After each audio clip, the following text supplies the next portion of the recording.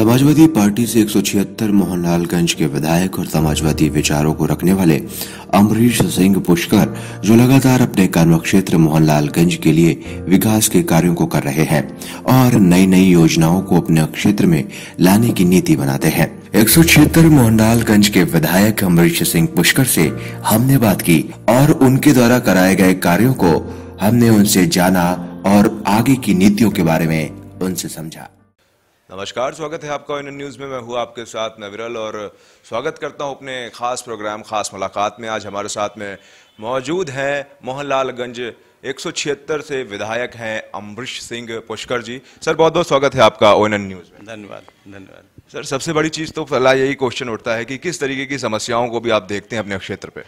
देखिए, हमारा क्षेत्र लखनऊ से मात्र 15 किलोमीटर बाद शुरू हो जाता है और लखनऊ की राजधानी से जुड़ा हुआ क्षेत्र है।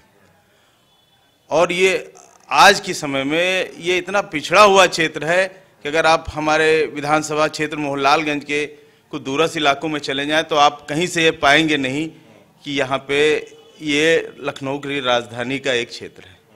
किसानों में बहुत सी समस्याएं हैं, लोगों की अभी आने जाने के लिए रास्ते नहीं हैं, लोगों के पास रहने के लिए आवास नहीं है।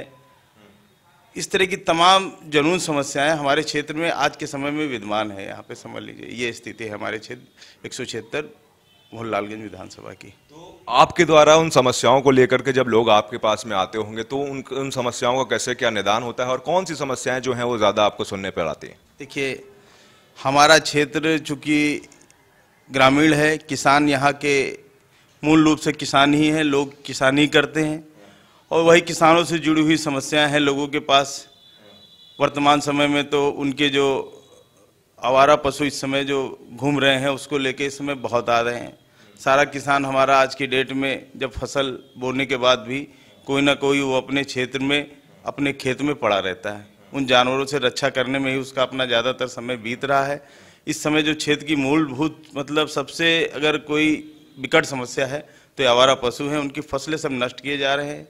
किसान बहुत दुखी है इन आवारा पशुओं से। तो प्रदेश में योगी सरकार है, तो सरकार के द्वारा उन किसानों के लिए या उनके लिए आपके द्वारा अगर आवाज़ उठाई गई हो, वहाँ तक पहुँचाई गई हो बात, तो क्या किस तरीके का एक्शन होता है? देखिए, हम लोग विपक्ष में हैं वर्तमान समय में और हम और हमारी पार्टी द्वारा निरंतर जब विधानसभा सत्र चलता है तो आवारा पशुओं के विषय में निरंतर इसको जो समस्या है ये विकराल रूप दिन पे दिन धारण करती जा रही है। किसानों के ऊपर ये एक गाज बन के गिर रही है। तो इसके लिए हर जब सत्र चलता है तो हम लोग आवाज़ उठाते हैं, लेकिन बड़ा दुख का विषय है कि आज तक योगी सरकार द्वारा इस मुद्दे पे अभी तक कोई भी ऐसा कार्य नहीं किया गया है जिससे इन आवारा पशुओं को कहीं सुरक्षित किया जा सके या उनको उनके रहने के लिए या उनके खाने पीने के लिए कोई बाड़ा टाइप का बनाया जाए। इस प्रकार की योजनाएं तो कागज में बहुत आई, लेकिन धरातल पे कोई नहीं। आज भी आवारा पशु सब बराबर खेतों में घूम रहे हैं। अपराध जगत की बात की जाए तो अपराध लगातार ऐसा सुनने में भी आता है, खबरों में भी रहता है, मोहनलालगंज में काफ़ी अपराध बढ़ा हुआ दिखता है।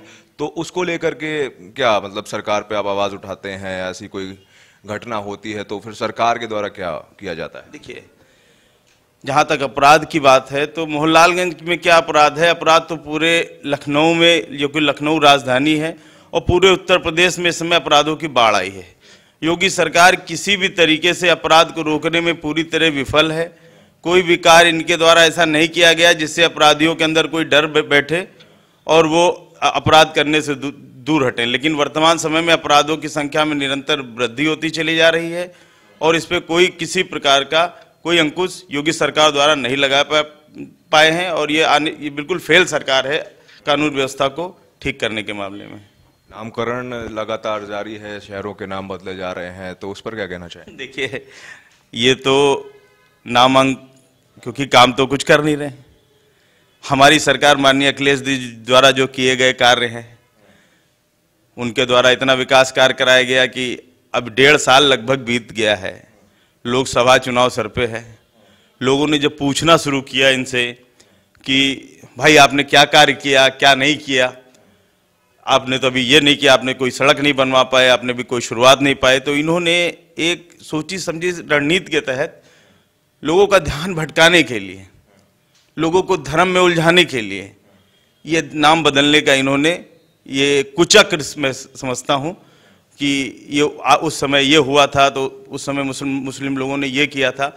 वो लोगों को भावनाओं को भड़काने के लिए और लोगों का ध्यान बांटने के लिए शहरों का नामांकन ये चेंज कर रहे हैं, और कोई इनकी रणनीति नहीं है।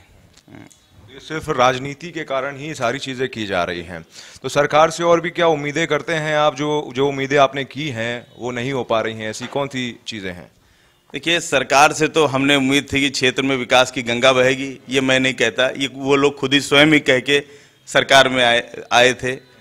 एक वादों की एक बहुत ही लंबी चौड़ी एक लिस्ट थी कि हम ये करेंगे, अपराध मुक्त प्रदेश बनाएंगे और गुंडा राज न भ्रष्टाचार, अब की बार भाजपा सरकार। ये दावा लेके आए थे योगी जी या भाजपा, उस समय योगी जी तो नहीं थे, लेकिन भाजपा ये दावे लेके आई थी। लेकिन आज वर्तमान में इसका बिल्कुल उल्टा हो रहा है। भ्रष्टाचार बिल्कुल चरम पे है। थानों पे जो काम आम पब्लिक का पहले बेचारे कम पैसे देते थे, आज की डमे में वो डबल पैसे देते हैं उसी काम के, और बिल्कुल कोई अधिकारी नियंत्रण में नहीं है, पुलिस प्रशासन इनके कंट्रोल में नहीं है। जबरदस्त वसूली थानों में जारी है।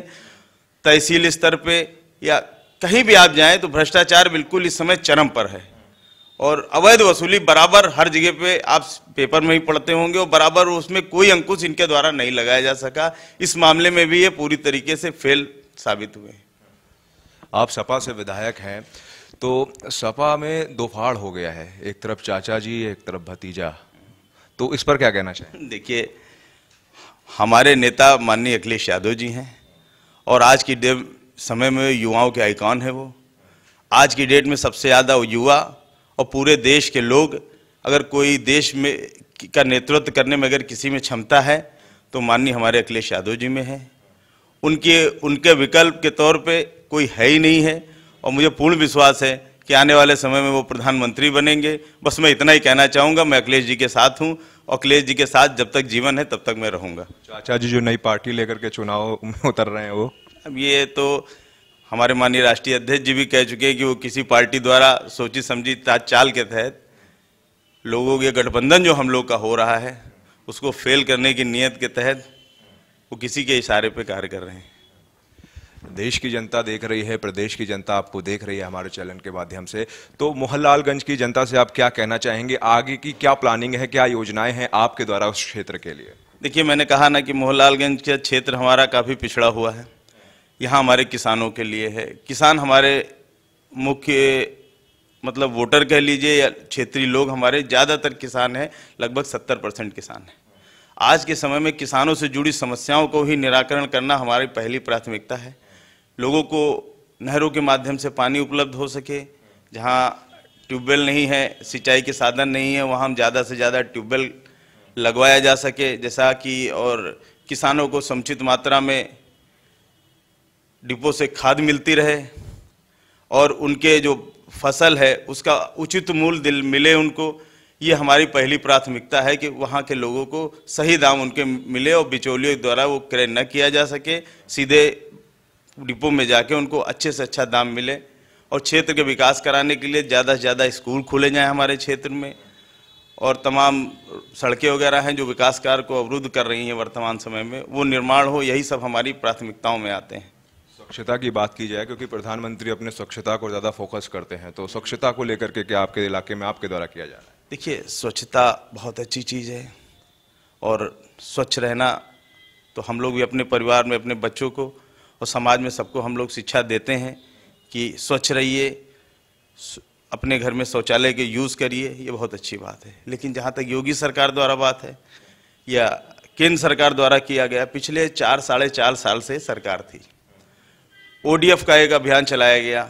उस ODF के तहत जो कार्य पिछले 4 साल में नहीं किए गए, शौचालय बनाने का टारगेट था इनका कि बहुत पहले से होगा, और जो काम 4 साल में नहीं हुए उसको इन्होंने मात्र 6 महीने में कोटा पूरा करने की नीयत से उसको ऐसा उस पर दबाव बना के ODF घोषित करने के नाम पे जो ये शौचालय बनाने का कार्य किया गया, उसमें बहुत ही अनियमितताएं हैं। लोगों की शौचालय ठीक ढंग से नहीं बन पाए हैं और बहुत ही कमज़ोर हैं। जितना पैसा दे रहे हैं उसमें किसी भी प्रकार से एक अच्छा शौचालय नहीं बनाया जा सकता।